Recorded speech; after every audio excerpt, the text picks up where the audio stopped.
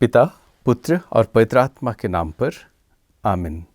हमारे प्रभु यीशु ख्रिस्त की कृपा, पिता ईश्वर का प्रेम तथा पवित्र आत्मा का साहचर्य आप सबों को प्राप्त हो। ख्रिस्त में मेरे प्यारे माता पिता, भाइयों बहनों और बच्चों, 22वें सामान्य रविवार वर्ष बी में आप सभी का हार्दिक स्वागत है। भाई और बहनों, इस वीडियो के माध्यम से आपको एक छोटे से मिशनरी बनने के लिए मैं अनुरोध करना चाहता हूँ।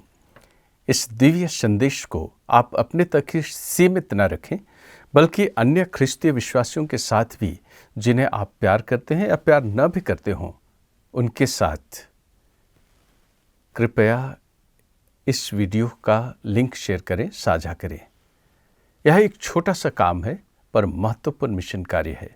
मेरा सुझाव तो यह भी होगा कि आप अपने अपने परिवारों में एक साथ संध्या प्रार्थना में बैठें, इस वचन को ध्यान से सुने और एक साथ इस पर चर्चा भी करें। यकीन दिलाता हूँ, ऐसा करने पर आपका परिवार, जो एक छोटी कलीसिया है, दिव्य वचन और यीशु के पवित्र लहू के सामर्थ्य से भर जाएगा। आपका परिवार प्रभु की शांति और अनुग्रह से परिपूर्ण हो जाएगा। भाई और बहनों, इस रविवार के चारों पाठों पर गौर करें तो हम पाएंगे कि आज के दिव्य वचन हमें हमारी सच्ची उपासना और हमारे धार्मिक अवधारणाओं को समझाते हैं। संक्षिप्त में कहें तो 22वें रविवार का मूल विषय है सच्ची उपासना और हमारा धार्मिक विश्वास। आज के दिव्य वचन हमें हमारे विश्वास और प्रभु उपासना के मूल तत्वों पर चिंतन करने के लिए आमंत्रित कर रहे हैं। परमेश्वर का वचन हमें केवल धार्मिक क्रियाओं तक सीमित रहने के लिए नहीं, वरन प्रेम, न्याय, सहानुभूति और नम्रता के सिद्धांतों को जीने के लिए प्रेरित करते हैं।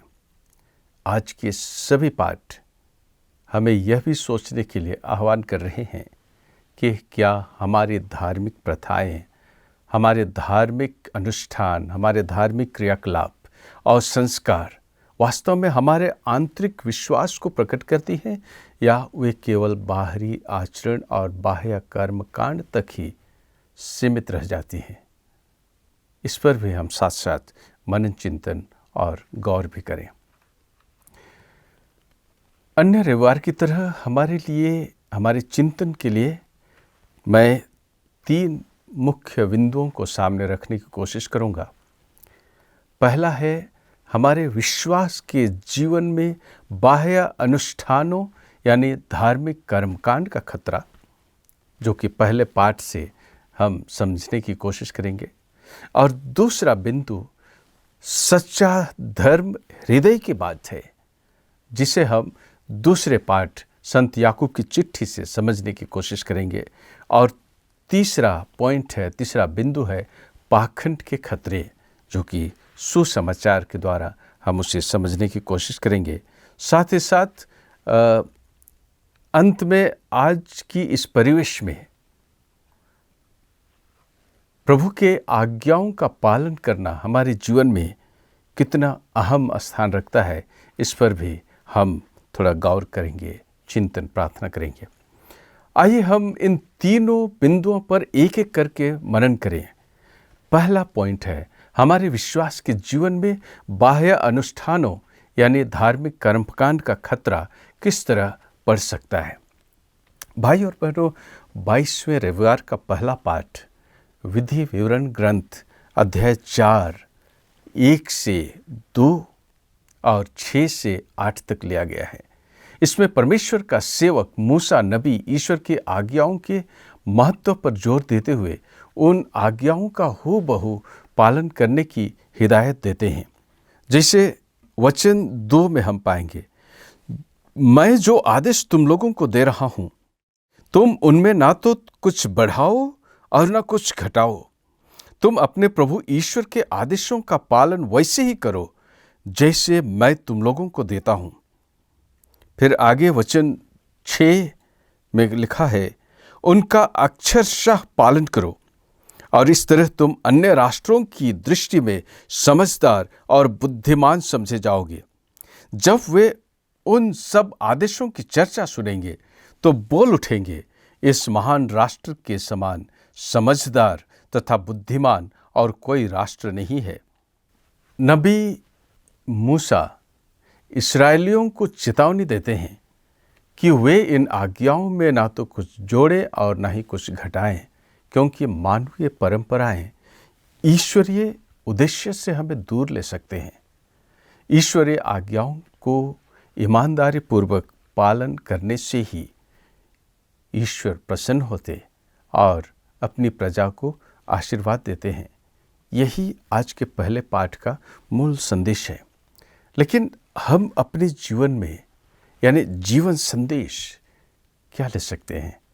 आज के संदर्भ में अगर हम देखें तो हम धार्मिक प्रथाओं जैसे कि मिस्सा बलिदान में शामिल होना, प्रतिदिन प्रार्थना करना, नौवीना प्रार्थना करना, आराधना, कलीसिया की अन्य गतिविधियों में भाग लेने का मकसद हमारे जीवन में ईश्वरीय उपस्थिति को जीना और ईश्वरीय स्वभाव में बढ़ना होता है।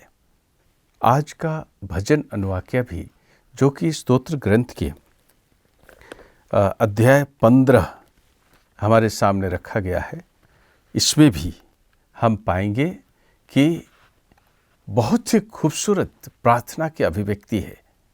भजनकार कहता है, प्रभु कौन तेरे शिविर में प्रवेश करेगा?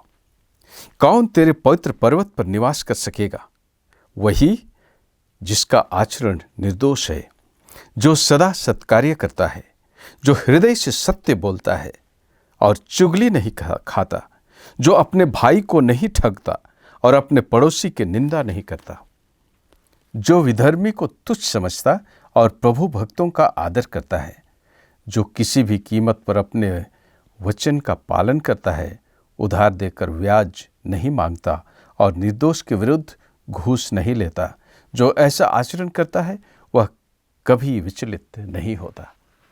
भाई और बहनों, यह भजन एक ऐसे जीवन का वर्णन कर रहा है जो सच्चे धर्म का प्रतीक है। सच्चाई से चलने वाला, अपने पड़ोसी के साथ न्याय और प्रेम से व्यवहार करने वाला और ईश्वर के मार्ग पर चलने वाला व्यक्ति ही प्रभु के तंबू में प्रवेश कर सकेगा।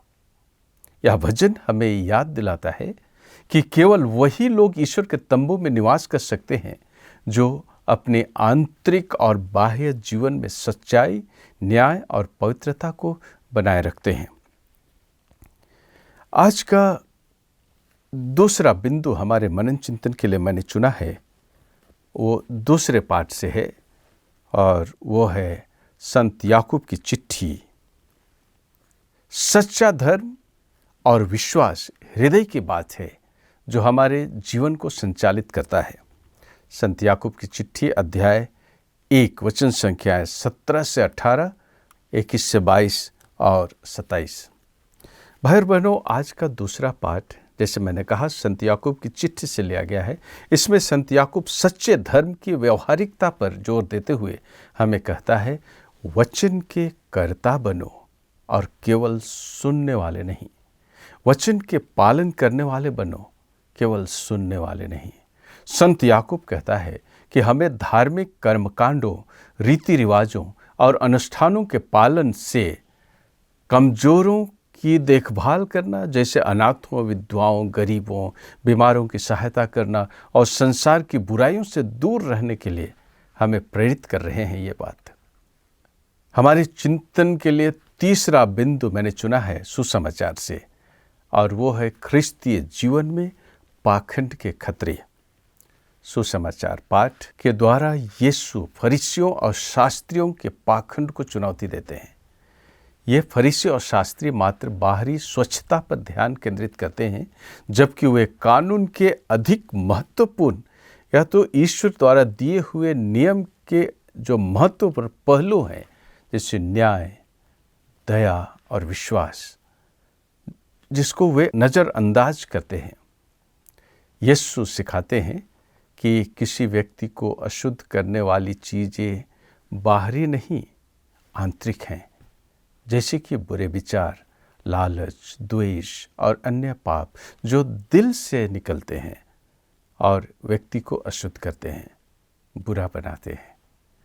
हमारे लिए जीवन संदेश यही है प्यारे भाई और बहनों कि यीशु हमें अपने दिल को पहले शुद्ध स्वच्छ रखने के लिए आमंत्रित कर रहे हैं, ताकि हमारे बाहरी कर्मकांड और व्यवहार भी उसमें प्रकट हों। आज की परिवेश में जहाँ दिखावापन अक्सर वास्तविकता से अधिक मायने रखने लगा है, हमें अपने विश्वास में सच्चाई और ईमानदारी से जीने का प्रयास करना है।